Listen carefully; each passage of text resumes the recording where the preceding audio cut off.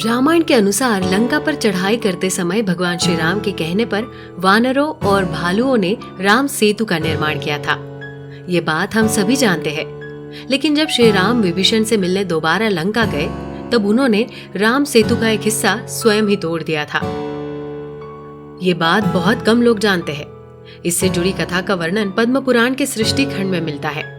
पद्म पुराण के अनुसार अयोध्या का राजा बनने के बाद एक दिन भगवान श्री राम को विभीषण का विचार आया। उन्होंने सोचा कि रावण की मृत्यु के बाद विभीषण किस तरह लंका का शासन कर रहे हैं, उन्हें कोई परेशानी तो नहीं है। जब श्री राम ये सोच रहे थे, उसी समय वहां भरत भी आ गए। भरत के पूछने पर श्री राम उन्हें पूरी बात बताई। ऐसा विचार मन में आने पर श्री राम लंका जाने की सोचते हैं। भरत भी उनके साथ जाने को तैयार हो जाते हैं।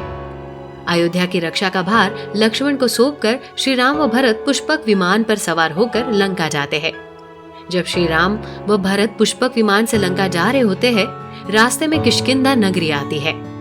श्री राम व भरत थोड़ी देर वहां ठहरते हैं और सुग्रीव से अन्य वानरों से भी मिलते हैं। जब सुग्रीव को पता चलता है कि श्री राम और भरत विभीषण से मिलने लंका जा रहे हैं, तो वे उनके साथ हो जाते हैं।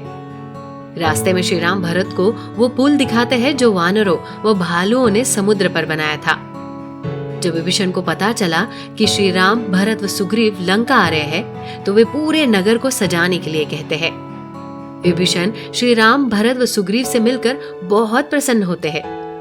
श्री राम 3 दिन तक लंका में ठहरते हैं और विभीषण को धर्म अधर्म का ज्ञान देते हैं और कहते हैं कि तुम हमेशा धर्म पूर्वक इस नगरी पर राज्य करना।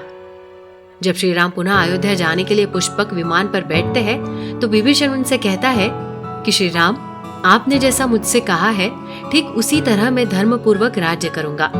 लेकिन इस सेतु के मार्ग से जब मानव यहाँ आकर मुझे सताएंगे, उस स्थिति में मुझे क्या करना चाहिए?